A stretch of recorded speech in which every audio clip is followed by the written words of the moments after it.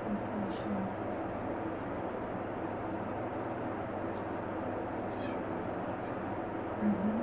And what sensation is that? Because relaxation is one thing, but is it flowing, is it tingling, is it melting, is it sinking to the table, floating over the table?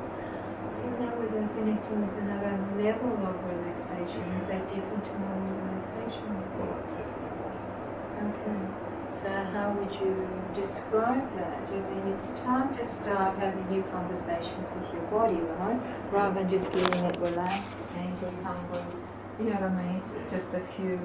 So we're basically living about 3 to 6 emotions and feelings. That's it. And there's 6,000 feelings or emotions.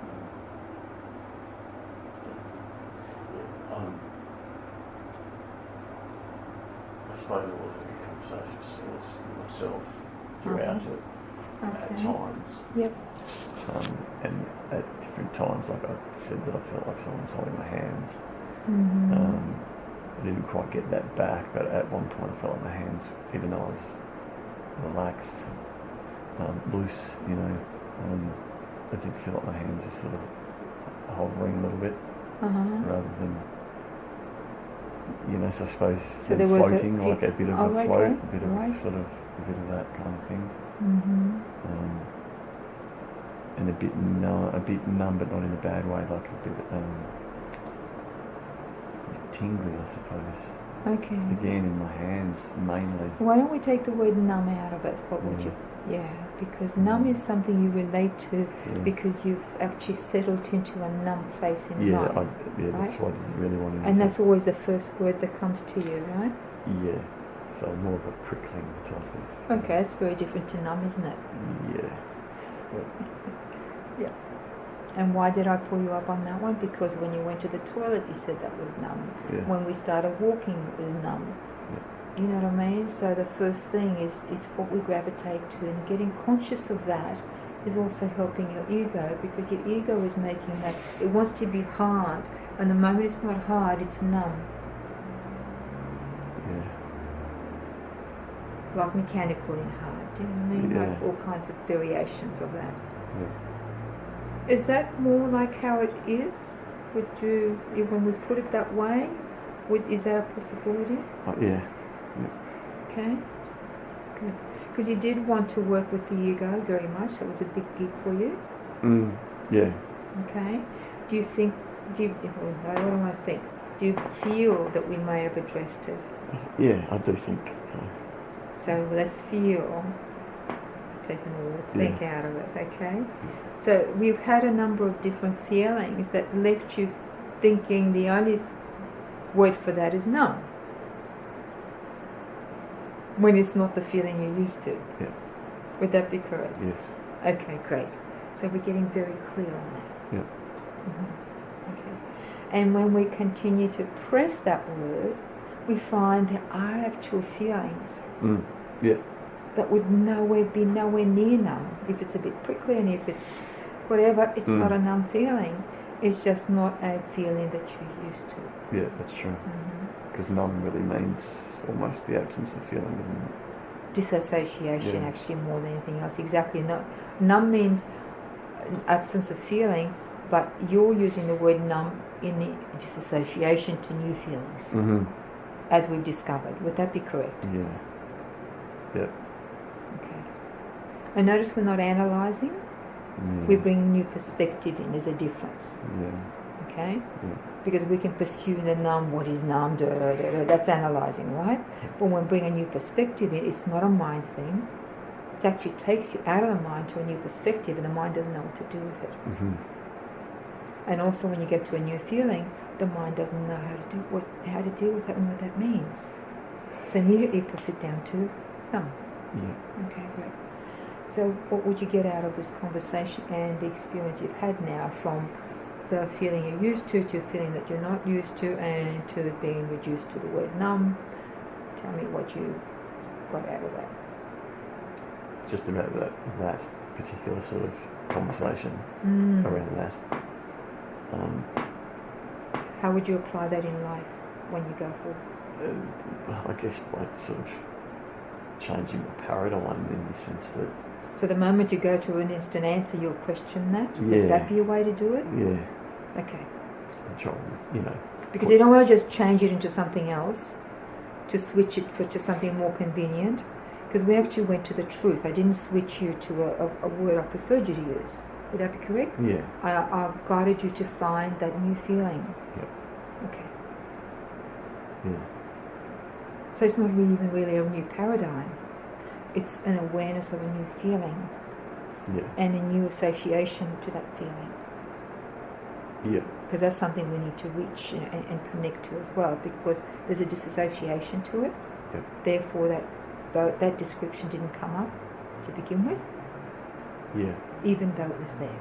Yep. Okay. Would you say that's a big shift? Yeah. Yeah? Yeah.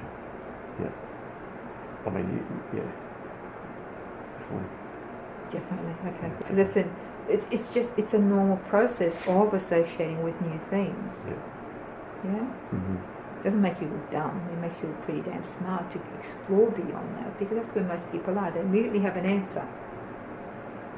Yeah. And it jumps to the old way of relating. And I guess that's, I find myself kind of getting a bit stumped, because I've really got to reflect on it and think about it. Do you know what I mean? Yeah, exactly. And that's why we're doing this, right? Yeah. I want to stump you. Yeah, I know, but people listening into this, like, probably going, come on, mate, surely you can do better than that. Do you know what I mean? Because I'm umming and ahhing and... That just get the answer. Yeah, sure. Yeah. Yeah. Okay. And in that I'll mention the back pain, the neck pain, and the surgery to the ankle, and that will also influence the connection. And this is what we're talking about. It's not about someone doing better than that in the head. We're actually having a relationship with the body that's been interfered with, hurt. Mm. Okay? Yeah. And that creates a dissociation for anybody. Yeah. And I don't know if you recall, one of the guys actually is literally crying because he had his back surgery 18 months prior. And the pleasure that he felt, he just was in tears to be able to walk without pain. Mm. You can hear him sniffling in the background. It's just so beautiful. Yeah. Well, I don't even know why I got emotional. That's it. But you felt that emotion, and it felt comfortable to have that emotion? Yeah, it did. Okay, that's the important thing. Just to have that feeling without analysing it for what it was. Yeah. Because as it goes on, it's also the acknowledgement that it's safe for that emotion to come up. Mm.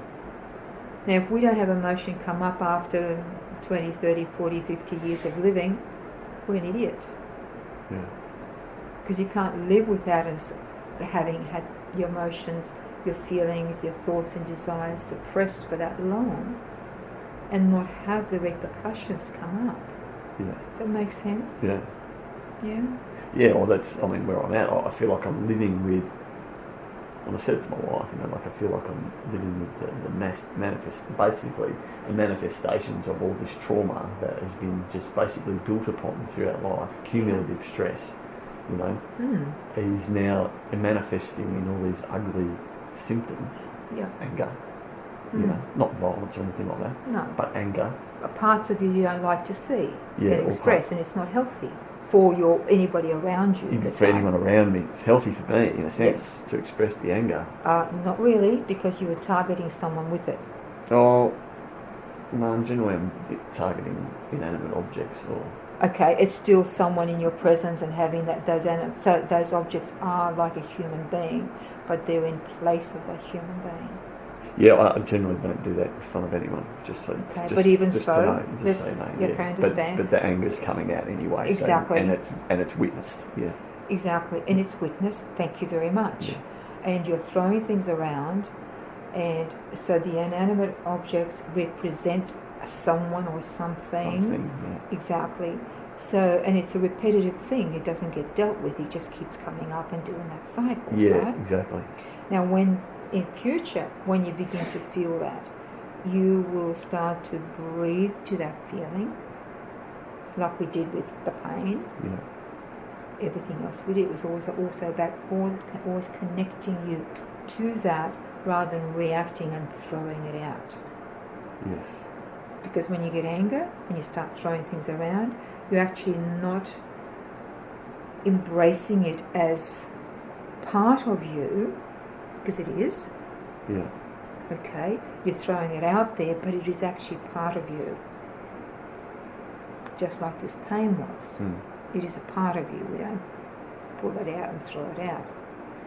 So therefore, every time you throw it, it actually comes back at you, because when people are witnessing it, what do you feel? At the time, perhaps it's one feeling, but then there's remorse and wish you hadn't done that. Yeah. Okay? You don't want that again. Oh. So what do you do now? From now on, when you feel that feeling, don't switch it, don't give it a new paradigm, let it feel without grabbing something.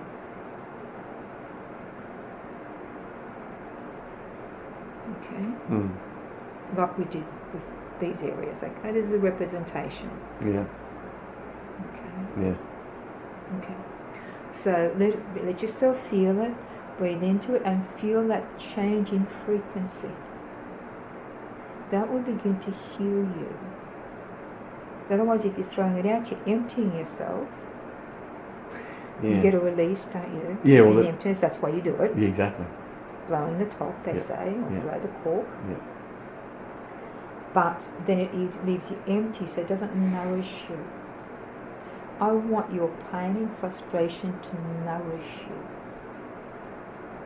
It actually does have a seed.